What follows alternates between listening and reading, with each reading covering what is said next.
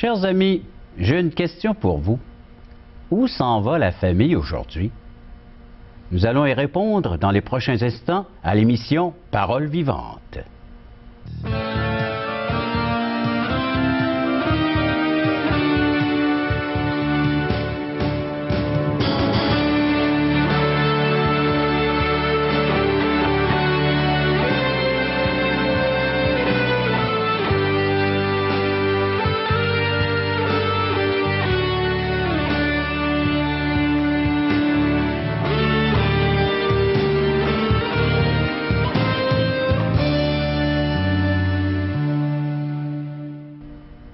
Bonjour, bienvenue à l'émission Paroles vivantes. Qu'arrive-t-il à nos familles aujourd'hui?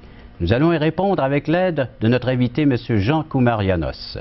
Également, si vous voulez recevoir notre littérature, vous aimeriez nous poser des questions, des commentaires suite à ces émissions, vous nous les faites parvenir à espoir.ca ou par téléphone 1-877-l'Espoir, 1-877-537-7647. Espoir.ca, c'est notre site Internet. Et allez-y, vous allez pouvoir y retrouver beaucoup de détails concernant les déjeuners, les conférences et beaucoup d'autres choses à espoir.ca. Richard Ouellet également va nous chanter Notre Père. Je me tourne vers notre invité, M. Jean Koumarianos. Bonjour Jean. Bonjour Richard. Bienvenue à Paroles vivantes. Merci. La famille. Qu'arrive-t-il avec cette famille? Qu'arrive cette famille, cette cellule familiale fort importante? Où est-ce qu'elle s'en va? Alors justement, cette cellule fort importante qui est la cellule au travers de laquelle et dans laquelle l'amour peut s'exprimer, eh bien elle est bousculée, elle est remise en cause parce que les hommes et les femmes d'aujourd'hui, pour la plupart d'entre eux, ont perdu en quelque sorte ce guide. Il y a un guide que Dieu nous a donné au travers de sa Bible, des instructions très simples pour permettre au mari, à l'épouse, à la femme, aux enfants de vivre heureux dans un monde compliqué, parce qu'il faut bien le reconnaître, le monde est difficile. Tu veux nous parler de la Bible? Oui, je veux parler de ce livre merveilleux qui est ce mode d'emploi que Dieu nous a donné afin que nous puissions régler nos vies, être heureux le plus possible et expérimenter ce qu'est construire un foyer avec Dieu au milieu. Tu vas nous l'aborder comment, de quelle façon aujourd'hui? Alors aujourd'hui, je vais l'aborder au travers des versets fondateurs de ce qui s'appelle le couple, avec le plan de Dieu, croissez, multipliez, soyez féconds.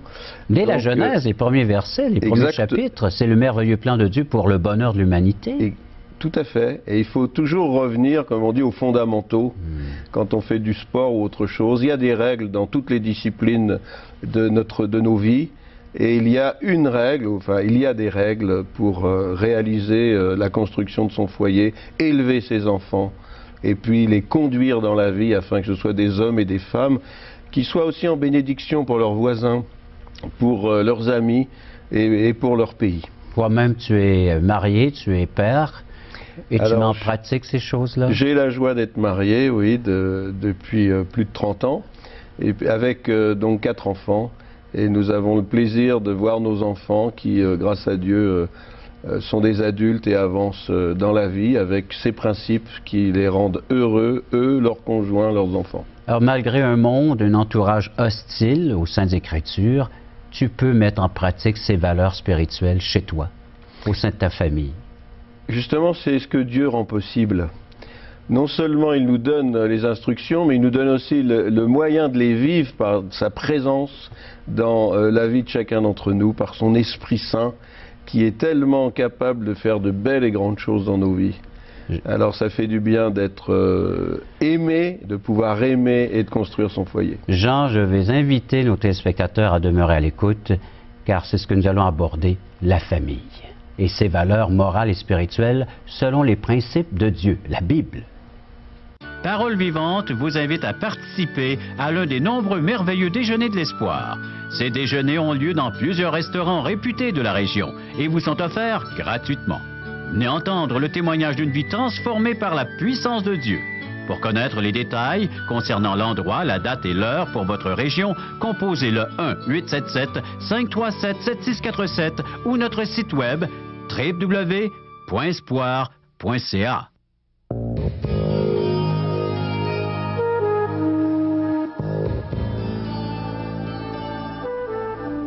Chers amis, allons voir la famille du point de vue de Dieu, selon Dieu. Jean, conduis-nous dans cette étude biblique. Alors pour commencer, nous allons lire quelques versets dans le chapitre 2 du livre de la Genèse. Donc, qui veut dire origine. Absolument. Alors on va voir les origines de la famille. C'est ce qu'il faut revenir aux fondamentaux pour comprendre comment aujourd'hui organiser donc Alors sa tu nous vie. disais Genèse chapitre 2. Alors au verset 7, nous trouvons le texte suivant. L'Éternel Dieu forma l'homme de la poussière de la terre, il souffla dans ses narines un souffle de vie, et l'homme devint un être vivant. Et puis un petit peu plus loin, au chapitre toujours 2, et au verset 18, le texte sacré nous dit, l'Éternel Dieu dit, il n'est pas bon que l'homme soit seul, je lui ferai une aide semblable à lui. L'Éternel Dieu, nous est-il dit, forma de la terre tous les animaux. Et puis nous arrivons au verset 22, la création de la femme. L'Éternel Dieu forma une femme de la côte qu'il avait prise de l'homme, et il l'amena vers l'homme. Et l'homme dit, voici cette fois celle qui est os de mes os et chair de ma chair. On l'appellera femme parce qu'elle a été prise de l'homme. C'est pourquoi l'homme quittera son père et sa mère et s'attachera à sa femme, et ils deviendront une seule chair. Alors, l'origine du mariage, du plan merveilleux en ce qui a trait à la cellule familiale, Dieu a créé l'homme et la femme et les a unis. Et il leur a donné une mission également. Exactement. Alors justement, j'ai la création, la formation de l'homme et de la femme et du couple. Et puis au chapitre 1, verset 22, nous lisons dans le texte sacré, Dieu les bénit en disant, soyez féconds, multipliez et remplissez la terre. Voilà donc cette vocation qui a été donnée à l'homme et à la femme, c'est-à-dire de s'unir. La famille a pour origine un homme et une femme, le couple c'est un homme et une femme. Il est important de le dire, de le rappeler aujourd'hui dans ces temps particuliers que vit notre société occidentale en tous les cas. À l'origine, un couple est formé d'un homme et d'une femme pour qu'ils puissent s'unir et avoir des enfants, c'est-à-dire créer une famille.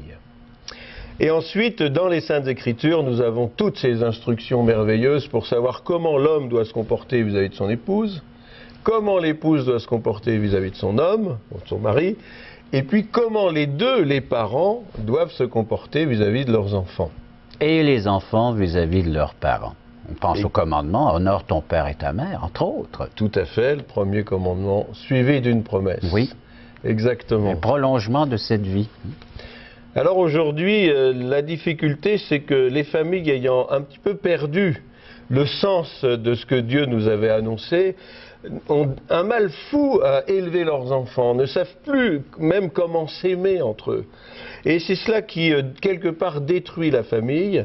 Et ensuite, avec cette nouvelle conception d'une nouvelle vie, d'une nouvelle manière d'être dans cette société, alors tant de l'extérieur par la société, ces nouveaux courants de pensée, que de l'intérieur, entre l'homme et la femme et les enfants, eh bien il y a des courants contraires qui font que parfois il y a des parents qui baissent les bras puis se disent on va jamais y arriver. Et on voit que bien souvent, c'est parce que les valeurs ont déplacé. Les gens essaient de se trouver un certain contentement à l'intérieur du mariage, alors qu'on devrait chercher le contentement de l'autre, avoir les pensées vers l'autre. Qu'est-ce que l'autre aimerait vivre dans cette union, plutôt que d'être centré uniquement sur soi et de vivre un trip d'ego, comme on dit ici, là. Justement, ce qui est intéressant dans les Saintes Écritures, c'est que l'apôtre Paul, dans une de ses lettres, compare, la lettre aux Éphésiens, il compare le mariage, le couple, le foyer, à la Sainte Trinité, c'est-à-dire à la relation entre Dieu le Père, Dieu le Fils, Dieu le Saint-Esprit. Et voilà, la norme que Dieu donne au couple, c'est une très haute élévation de ce qu'est un couple. C'est une norme d'amour, de sacrifice, de respect les uns vis-à-vis des autres. Et cette source du couple, eh bien, elle se trouve dans la personne même de Dieu, l'exemple de l'amour entre le Père, le Fils et le Saint-Esprit. Et c'est cela qu'il nous faut absolument retrouver. Le partage des rôles, le partage des responsabilités, on voit comment est-ce qu'ils sont interdépendants dans la Trinité, Dieu le Père, Dieu le Fils et Dieu le Saint-Esprit. Exactement. Aujourd'hui, avec ce désir d'égalité, ce qui, entre nous soit dit, je le conçois, quand même, il faut reconnaître que la femme a été pendant des siècles mal perçue, et par le monde religieux en particulier. Alors je trouve que ce mouvement de libération de la femme trouve quelque part ses origines dans cette espèce de mépris de la femme qui a sévi pendant des siècles. Mais ce mépris religieux, cette incompréhension, cette mauvaise interprétation du plan de Dieu par les systèmes religieux, n'a rien à voir avec la volonté du Père Céleste, notre Créateur. Bien au contraire, il y a un tel respect de la femme dans les Saintes Écritures que c'en est étonnant.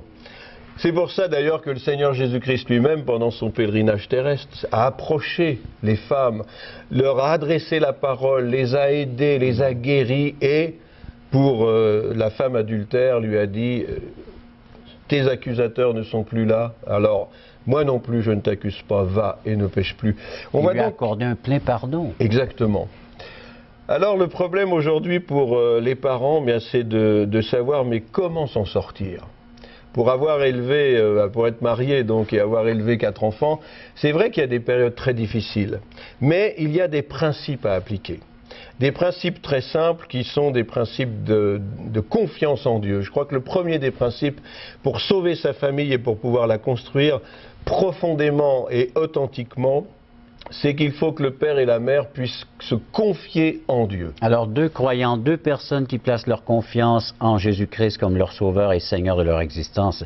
On me présente toujours le fameux triangle, hein, c'est l'homme, la femme et Dieu. Alors plus que ces personnes cherchent à atteindre Dieu ou à faire ce qui est agréable aux yeux de Dieu, ils se rapprochent.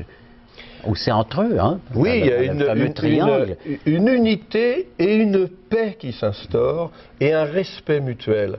Pourquoi? Parce que la confiance que Dieu développe dans le cœur et dans l'esprit du mari et de l'épouse procure une paix, une sécurité.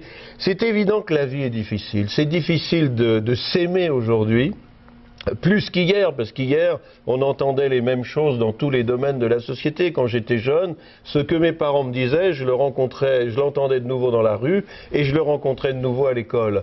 Mais aujourd'hui, c'est plus du tout cela. Ce que l'on vit dans une famille, on entend tout le contraire à l'extérieur. Mais j'aimerais quand même rappeler que ce qui est enseigné au sein de la famille, c'est ce qui reste et qui demeure dans le cœur et l'esprit de nos enfants. C'est pour cela qu'il faut absolument se tourner vers Dieu. Confier notre journée à Dieu, confier notre épouse, notre époux, nos enfants, leurs études, leur avenir, leur santé. Et ça nous décharge formidablement, fantastiquement, pour affronter la journée.